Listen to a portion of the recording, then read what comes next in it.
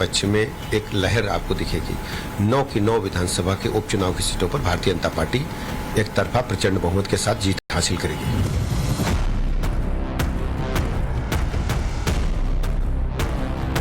सभी विधानसभाएं इंडिया गठबंधन समाजवादी पार्टी जीतेगी।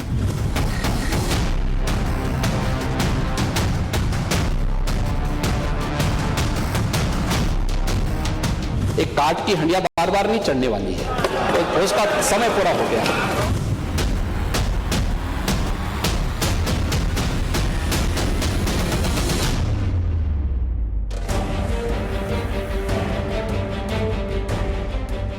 जब उपचुनाव के वोट युद्ध का शंखनाद हो चुका है, जब एक दूसरे की नीति, नियत और निष्ठा पर प्रचंड प्रहार और पलटवार जारी है, देश के सबसे बड़े सूबे में एक तरफ आत्मविश्वास की अति पर सवार समाजवादी पार्टी के सरदार हैं, जो लोकसभा चुनाव में मिली ऐतिहासिक जीत की लकीर और बड़ा करने के लिए उत्साहित हैं।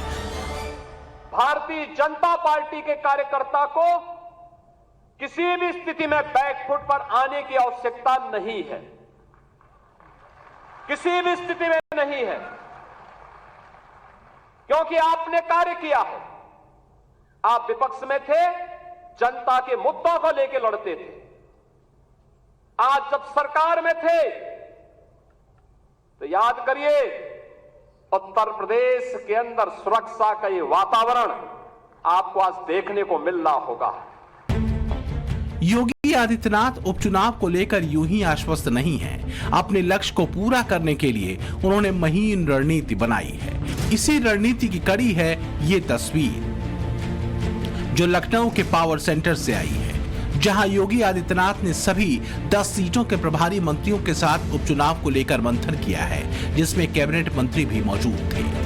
सीएम ने एक एक करके फीडबैक लिया। इसके अलावा रणनीति तय की गई कैसे इन सभी सीटों पर, जो 9 सीटों पर बाई इलेक्शन होने हैं, बीजेपी जीतेगी। कहा गया कि इन सभी सीटों पर बीजेपी के जो बाकी संगठन के पदाधिकारी हैं, उनसे जो प्रभारी मंत्री हैं वो कोऑर्डिनेशन बनाकर बातचीत करें।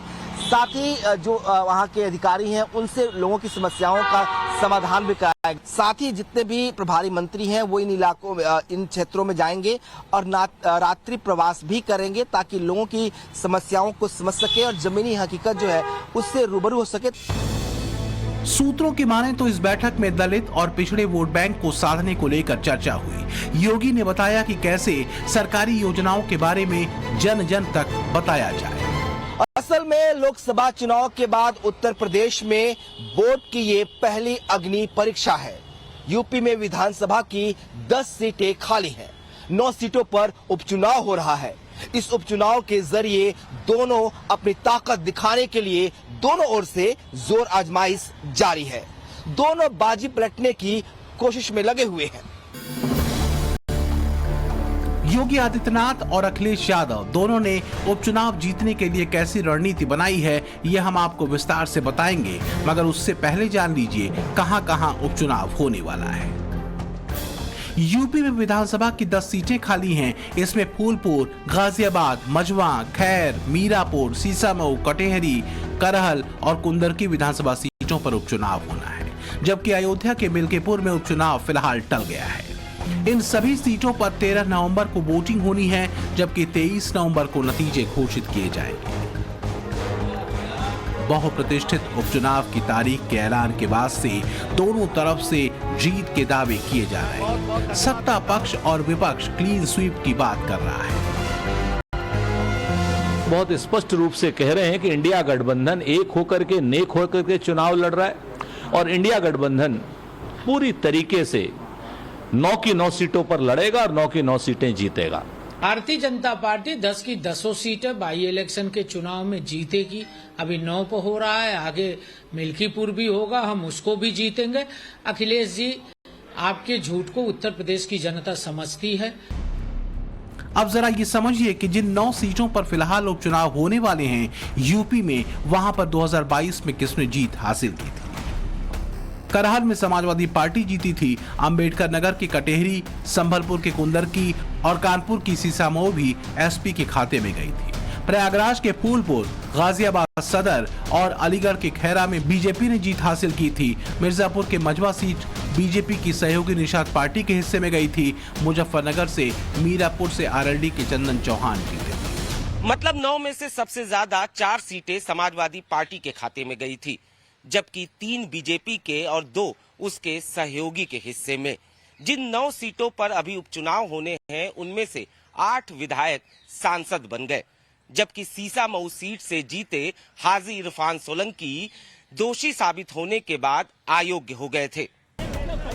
राजनीति पर नजर रखने वाले 2027 के विधानसभा चुनाव से लगभग 2.25 साल पहले हो रहे इस उपचुनाव को सत्ता के सेमीफाइनल के तौर पर देख रहे हैं, क्योंकि उपचुनाव वाली सीटें वेस्ट, सेंट्रल, अवध, पूर्वांचल सहित प्रदेश के लगभग हर क्षेत्र में है। यही वजह है कि इसके नतीजे संभावनाओं के लिटमस टेस्ट के तौर पर देखे जा रहे हैं। ऐसे में बीजेपी विकास और हिंदुत्व के आश्रय है, जो अखिलेश पीडीए के ब्रह्मास्त्र से भगवा पार्टी को फिर से परास्त करने की बात कर रहे हैं। सब अधिकारी हटा दिए और उसके बाद कई बार मुख्यमंत्री जी गए, तो उसके बाद उन्हें इंटरनल सर्वे में वो हार चुके थे, इसीलिए उन्होंने चुनाव टाला। अब उनकी बदनामी हो गई, जो जंग में नहीं आ पा रहे वो जंग से बाहर पहले ही हो गए। अब इनका झूठ फरेब चलने वाला नहीं है। लोकसभा चुनाव के दौरान जो उन्होंने झूठ फरेब चलाया था, खटाखट फटाफट पूरी तरह से जनता जान चुकी है और इस बार इन्हें उपचुनाव में बुरी तरह पराजय का सामना करना पड़ेगा। अब जरा समझिए कि जिन 9 सीटों पर उपचुनाव होने वाला है, वहां का समीकरण क्या है। 1993 के बाद करहल में समाजवादी पार्टी कभी हारी नहीं। बीजेपी ने आज तक यहां कभी जीत हासिल नहीं की है। इस सीट पर यादव मुस्लिम गठजोड़ काफी मजबूत बना हुआ है।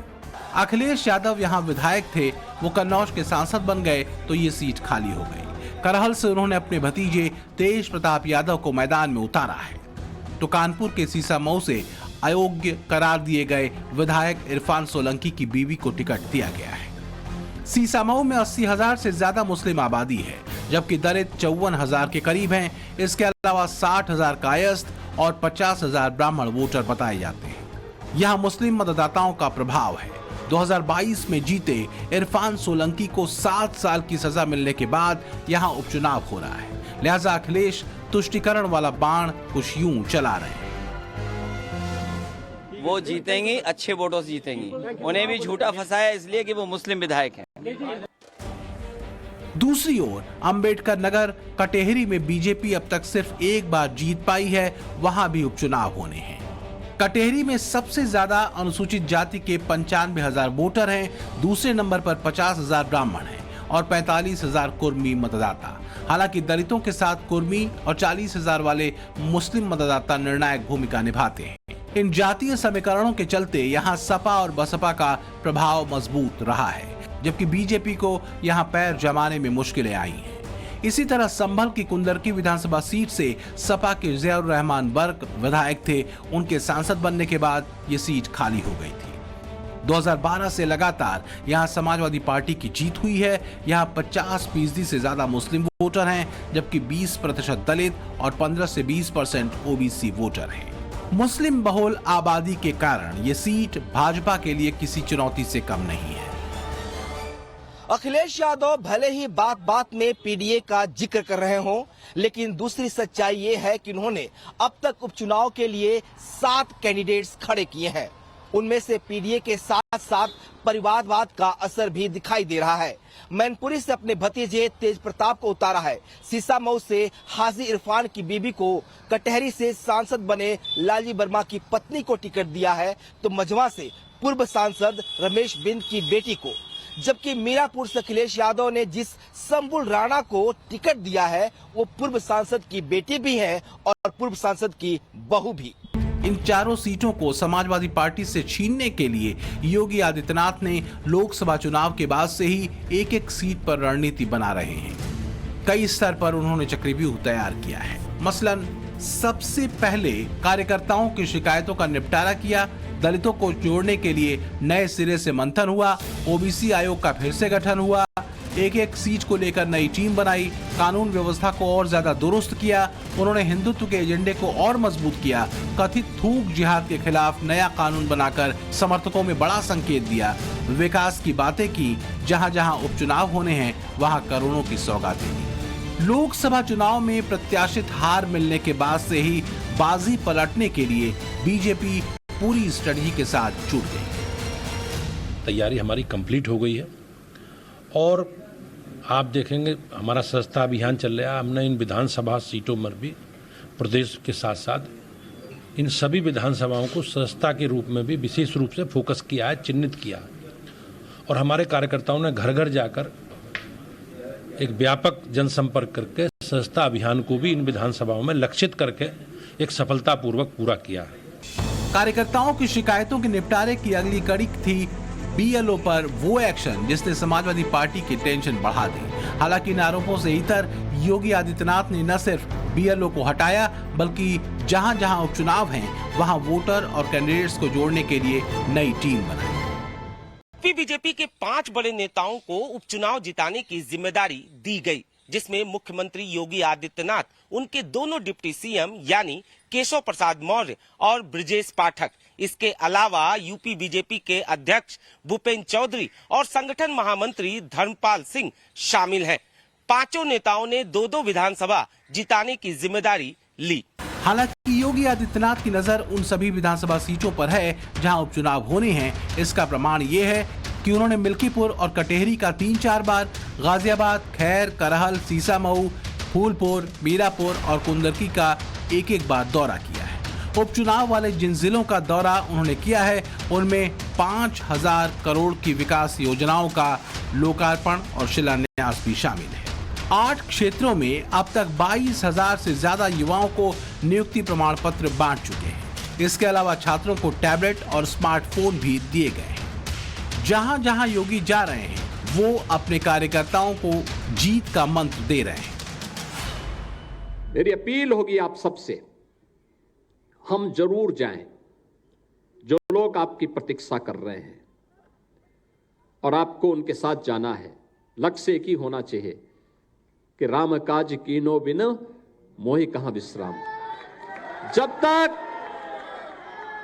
झोपड़ी में बैठा हुआ इंसान जिसको प्रधानमंत्री आवास योजना का लाभ मिला है, अगर हम उसके घर में जाएंगे, उसके साथ सेल्फी लेंगे और उसी मोबाइल फोन से उसको फिर से सदस्य बना करके उस सेल्फी को उसको वापस भेजेंगे तो उसके मन में कितनी उसको अच्छा लगेगा। सिर्फ विकास या कानून व्यवस्था की बातें नहीं कर रहे योगी आदित्यनाथ, वो अपने कोर एजेंडे को भी और मजबूत कर रहे हैं। अखिलेश के पीडीए को काटने के लिए उन्होंने हिंदुत्व के एजेंडे को एक पायदान और ऊपर उठा दिया। राष्ट्र से बढ़कर के कुछ नहीं हो सकता, कुछ नहीं हो सकता। और राष्ट्र तब सशक्त होगा जब हम एक रहेंगे, नेक रहेंगे, तभी नेक रहेंगे। बटेंगे तो कटेंगे। आप देख रहे हैं ना, बांग्लादेश में देख रहे हो ना, तो वो गलतियां यहां नहीं होनी चाहिए। सिर्फ हिंदुत्व की बात नहीं कर रहे बल्कि उसे उन तस्वीरों के जरिए आगे बढ़ा रहे हैं। अयोध्या के मुस्लिम आरोपी के शिकार गैंगरेप पीड़िता के परिवार वालों से मुलाकात सीएम ने की। बहराइच में मुसलमानों के हाथों मारे गए राम गोपाल मिश्रा के परिवार से मुलाकात की। अमेठी हत्याकांड के पीड़ितों से सीएम योगी ने मुलाकात की। माना जा रहा है कि जातियों से इतर हिंदुत्व की गोलबंदी का असर हरियाणा से लेकर जम्मू तक हुआ। हरियाणा चुनाव ने भी ये संकेत दे दिया है कि गैर जाट और दलितों ने फिर भाजपा का रुख किया है। राजनीति के जानकारों की माने तो यूपी के उपचुनाव में भी इसका असर दिख सकता है, क्योंकि लोकसभा चुनाव में इंडी गठबंधन ने जो संविधान बदलने वाली थ्योरी गढ़ी थी उसे ध्वस्त करने के लिए भगवा पार्टी ने बड़ी मेहनत की है। यही वजह है कि योगी आदित्यनाथ समाजवादी पार्टी से 5 सीट छीनने के साथ साथ उन विधानसभा क्षेत्र में विजय बरकरार रखने को लेकर आश्वस्त हैं जहां 2022 में एनडीए ने जीत हासिल की थी। इन्हीं में से एक है गाजियाबाद, जहां 2017 और 2022 में विधायक बने अतुल गर्ग के सांसद बनने के बाद सदर सीट खाली हो गई है। गाजियाबाद सदर विधानसभा सीट भारतीय जनता पार्टी का मजबूत किला है। 1991 के बाद यहां सिर्फ एक बार समाजवादी पार्टी जीत हासिल कर पाई है। शहरी सीट होने के कारण यहां सवर्ण मतदाताओं का दबदबा है। दलित मतदाता भी अच्छी खासी संख्या में है। इसी तरह डिप्टी सीएम केशव प्रसाद मौर्य के गढ़ फूलपुर के विधायक भी सांसद बन चुके हैं। यहाँ के विधायक प्रवीण पटेल भी सांसद बन गए तो ये सीट खाली हो गई। मजवा के विधायक विनोद बिंद के सांसद बनने की वजह से ये सीट खाली हुई। बिंद राजभर जाति के अलावा कुर्मी समाज के मतदाता इस सीट पर निर्णायक स्थिति में है। ग्रामीण मतदाता भी अहम भूमिका निभाते हैं। कभी बीएसपी के गढ़ रहे मजवा में अब तक समाजवादी पार्टी नहीं जीत पाई है, लेकिन इस बार पीडीए के आसरे अपने पुराने रिकॉर्ड को ध्वस्त करने के लिए बेकरार है। अब जरा समझिए कि अलीगढ़ के खैरा में क्या समीकरण है इस बार, जहां उपचुनाव होने हैं। 2012 में आरएलडी, 2017 और 2022 में बीजेपी ने यह सीट जीती थी। यहाँ जाट, ब्राह्मण, दलित और मुस्लिम मतदाताओं की अच्छी संख्या है। यहाँ के विधायक अनूप प्रधान वाल्मीकि हाथरस के सांसद बन गए तो ये सीट खाली हुई। तो वहीं कुंदरकी से सटे मुजफ्फरनगर के मीरापुर में 2.5 में समीकरण बदल चुका है। 2022 में मीरापुर में आरएलडी के चंदन चौहान विधायक बने थे। साल 2012 में यहां बीएसपी और 2017 में बीजेपी जीती थी। इस सीट पर जाट, दलित के साथ ही मुस्लिम मतदाताओं का भी प्रभाव है। इस बार आरएलडी जब बीजेपी के साथ है तब वोटर का मन कितना परिवर्तित होता है ये देखने वाली बात होगी। हालांकि कानून व्यवस्था के आसरे योगी इन्हें भी साधने को लेकर आश्वस्त हैं। पर्व और त्योहार के साथ साथ मांगलिक कार्यक्रम, शादी ब्याह, मुंडन के सारे कार्यक्रम हमारे अच्छे ढंग से संपन्न हो, और इसलिए सरकार की प्राथमिकता यही होनी चाहिए कि हर एक को सुरक्षा सबको देंगे, शासन की योजना में भागीदार सबको बनाएंगे। लेकिन अगर कोई कानून को ठेंगा दिखाएगा तो कानून उसको उल्टा लटकाने की ताकत भी रखता है। इस प्रकार का एक जज्बा भी सरकार का दिखना चाहिए, और वही कार्य ये डबल इंजन की सरकार ने यूपी के अंदर किया। दूसरी तरफ अखिलेश यादव न सिर्फ पीडीए के भरोसे हैं बल्कि पीडीए में भी एक ही व्याख्या करते हुए अल्पसंख्यक मुसलमान के साथ दिख रहे हैं। गाड़ी पर लिखे ये चंद शब्द उनके मुस्लिम तुष्टीकरण का नया प्रमाण कहा जा रहा है, जिसे चुनाव जीतने की अखिलेश स्ट्रेटेजी कहा जा रहा है। लेकिन दूसरी ओर योगी आदित्यनाथ पिछले 4 महीने पुराने स्याह अतीत से आगे बढ़कर इस उपचुनाव में बाजी पलटने के लिए बेकरार हैं। ब्यूरो रिपोर्ट, टाइम्स नाउ, नव भारत।